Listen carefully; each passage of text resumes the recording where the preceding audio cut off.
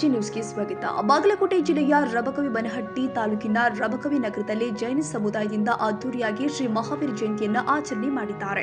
ರಬಕವಿಯ ಶ್ರೀ ಘಟಿಕಿ ಬಸವೇಶ್ವರ ದೇವಸ್ಥಾನದಿಂದ ಈಶ್ವರ ಸಣ್ಣಕಲ ಮುಖ್ಯ ರಸ್ತೆ ಮಾರ್ಗವಾಗಿ ಶ್ರೀ ಮಹಾವೀರ ಭಾವಚಿತ್ರ ಹಾಗೂ ಡೊಳ್ಳು ಕುಣಿತದೊಂದಿಗೆ ಜೈನ ಬಸ್ತಿವರೆಗೂ ಮೆರವಣಿಗೆ ಮಾಡಿ ಅದ್ದೂರಿಯಾಗಿ ಶ್ರೀ ಮಹಾವೀರ ಜಯಂತಿ ಆಚರಿಸಿದರು.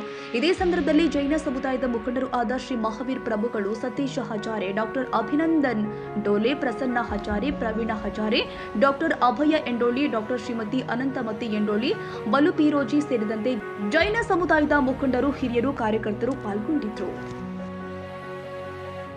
ಕನ್ನಡಿಗರ ಮೆಚ್ಚಿನ ನಿಮ್ಮ ಎಜೆ 24/7 ನ್ಯೂಸ್ ಕನ್ನಡ ವಾಹಿನಿ ಇದೀಗ ಟಿವಿಯಲ್ಲಿ ಲಭ್ಯ. ವೇಳೆ ನೋಟಿಸ್ ಕೊಟ್ಟಿದ್ರೆ ವಾಪಸ್ ತಗೋತೀವಿ. ಇವತ್ತು ವಕ್ಫ್ ಪ್ರಾಪರ್ಟಿ ಅಂತೇಳಿ ಬರ್ತದೆ ಅಂತ ಹೇಳಿದ್ರೆ ರೈತರ ಬೀದಿಗೆ ಬಂದ್ರೆ ಏನ್ ಮಾಡ್ಬೇಕಾಗತ್ತೆ? ಯಾರು ವೋಟ್ ಹಾಕಿಲ್ಲ ಅಂದ್ರೆ ಗ್ಯಾರಂಟಿನೆಲ್ಲ ಸ್ಟಾಪ್ ಮಾಡ್ಬಿಡ್ತೀವಿ.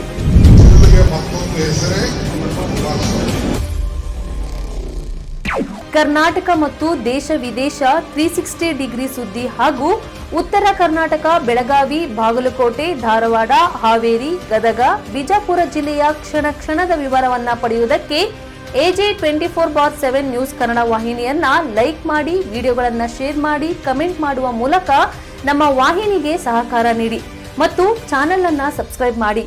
ಧನ್ಯವಾದಗಳು.